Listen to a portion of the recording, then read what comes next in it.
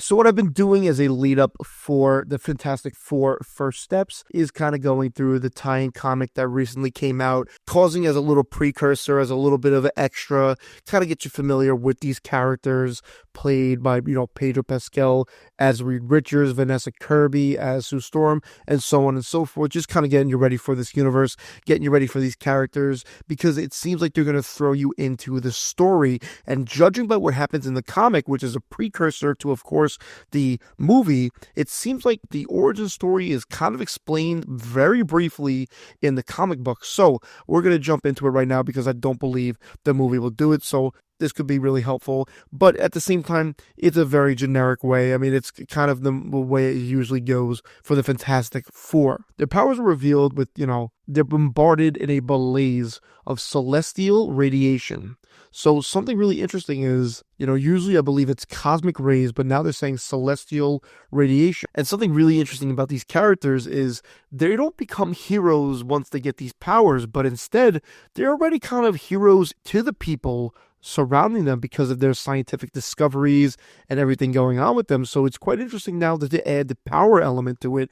But of course, they, realize all these things. Reed becomes stretchy, becomes a little elastic. Sue's becoming invisible. Johnny sets into a blaze. And of course, the Thing is the Thing. So really interesting stuff here. And I'm kind of glad they kind of went through it, not briefly, but, quick enough, because they're going to just do the kind of the normal way they always do for these characters.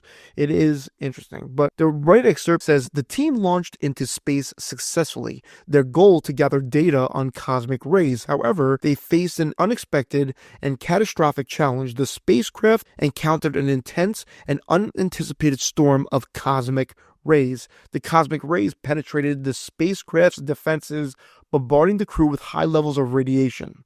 They managed to return to Earth, but the exposure had triggered profound mutations in each of them. So that's the exact way they talk about it. And of course, if you're familiar with the characters anyway, we watch the movie, you'll see what eventually are their powers, but I've explained them before. So pretty, simple origin stories, nothing too out of the world, out of the bloom for these things. But it is interesting that they mention both cosmic rays and the celestial radiation. I wonder if that plays any type of role later on, especially with Galactus in this movie, but maybe with Avengers Doomsday and Avengers Secret Wars. Also interesting is that they are even held in quarantine, of course, what they usually happens when they come back in all these different stories, but it is in a celestial cradle on Rocket City, USA. Let me know what you think of this down below.